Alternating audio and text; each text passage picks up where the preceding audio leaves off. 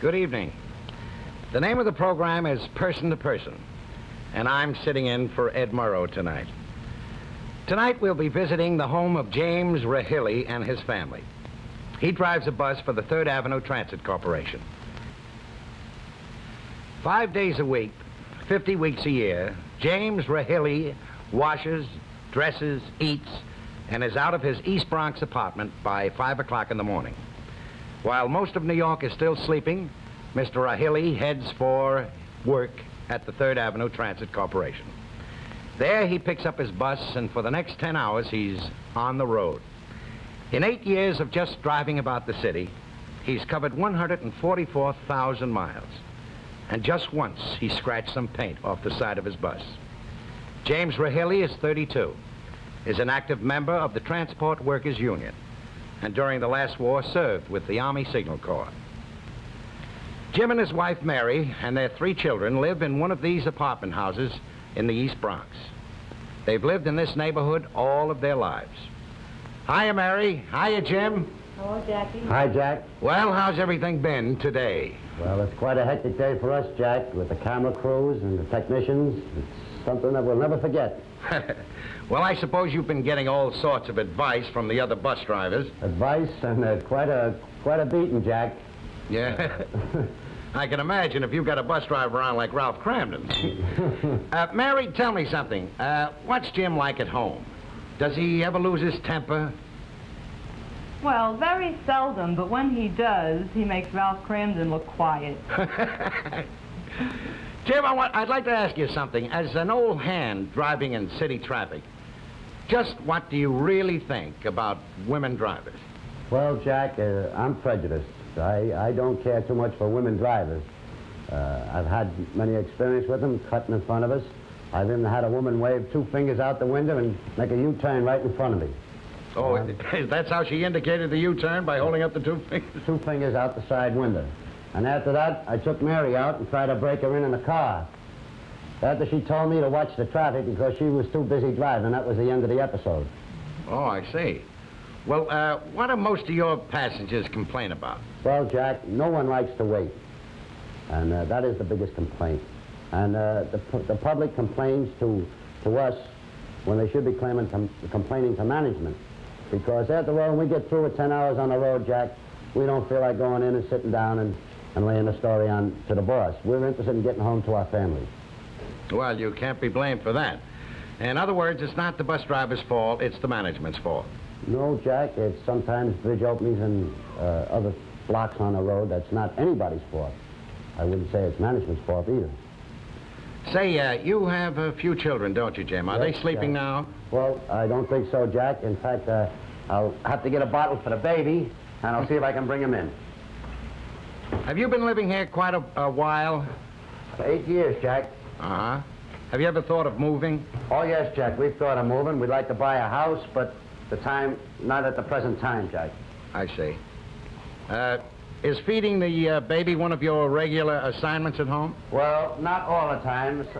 Only at night, Jack. I see. I can hear the kids now. Oh, there they are. Yeah, Pidgey. How old are the children, Jim? Well, Howard there is 9. Jimmy is 7.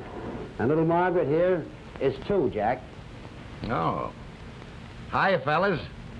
Hi, Jack Gleason. Jack Gleason. Say, listen, I was just talking to your father before, and he says when you're old enough to drive that he doesn't think there'll be any buses for you. Have you got any thoughts about that? What would you like to do? I would like to be a bus driver.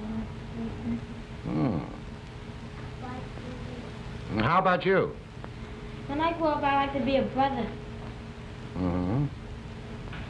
Well, what about the little one? Has anyone found out what she'd like to do yet? Not yet, Jack. Right now, she'd just like to drink milk, I suppose. Well, say, tell me, Jimmy, which one is Jim? Jimmy's in the middle, Jack. Oh, Jim's in the middle.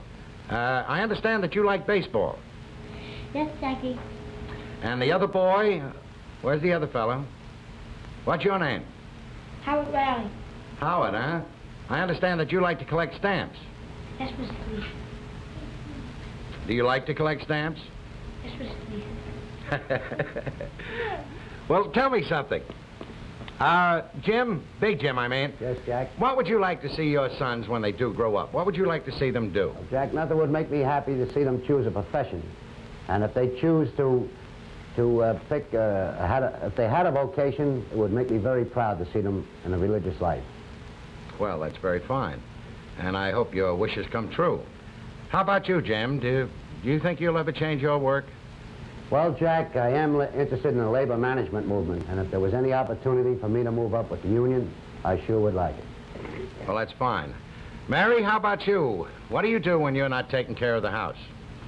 Well, we go on outings and I have club meetings. We have a club of all cousins, a hen party you might call it, where we sit and knock our husbands and have a ball in general. I see. Jim, where were you stationed when you were in the Army? Well, Jack, I thought I was going to see a lot of the United States, but I went from right here to Fort Dix, to Brooklyn, to England, France, Scotland, Belgium, Holland, and Germany. I see.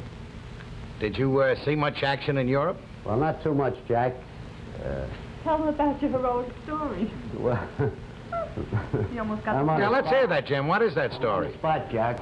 Well, we were in the port of Antwerp when we first moved in there. There were still German snipers in the area. And I was sent up to see what was going on behind a certain wall. And when I got there, I was hit with a flower pot by a German who didn't even have a rifle. And naturally, I was knocked unconscious and bandaged up, and I was taken back to a first aid area.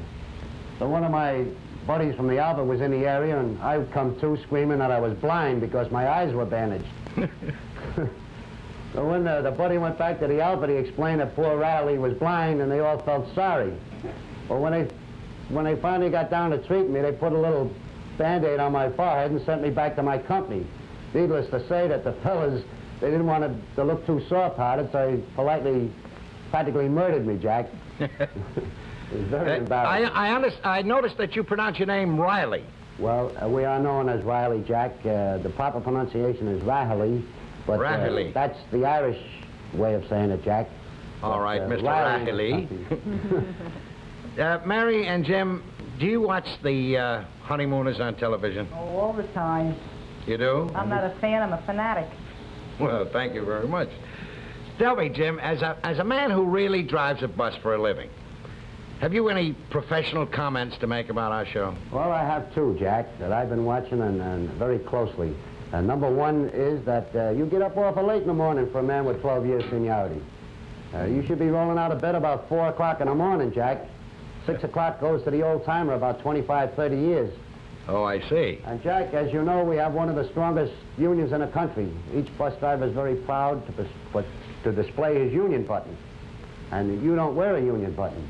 But the Transport Workers Union has made you a lifetime member, and you will get the same button to wear as I have on my coat here, Jack. Well, I certainly appreciate that, Jim, and believe me, Cramden will wear that button from here on in. Thank you very much, Jack. You know something, Jim and Mary, you look like very, very happy people. Are you? Jack, when you look around, you see 3 children like this. They're all healthy and husky. I've got a steady job. I have no complaints. I'm very, very happy, Jack. I've got a wonderful family here. Well, that's just wonderful. Of course, you know, in the Honeymooners, when we argue like that, we're just doing it for laugh purposes. We do it too, Jack, and sometimes it's not for laughs. We call them loud discussions. We never fight. Loud discussions. Loud discussions. Well, I know that the audience was very, very happy to see how a real bus driver and his wife and his family live. It certainly is a pleasure looking at a fine group of youngsters like you have, and a very lovely wife like you have, Jim. Thanks, Jack. And it's written all over your kisser, Jim, that you're a swell guy. Thank you very much, Jack, and you're a swell guy yourself. Thank you. It's been a pleasure to visit you. And before we go, I'd like to ask you one thing. What is your favorite television program? Well, the boys go for Beat the Clock, Jack. That's their favorite program, and we go for the Honeymooners. Well, thank you very much. And I'll speak to those kids later. Thank you very much, Jim and Mary and children. It was just a pleasure to visit you tonight. Good night. Good night, Jack. Jackie. It was a lot of fun being here tonight, and most of the credit belongs to these people.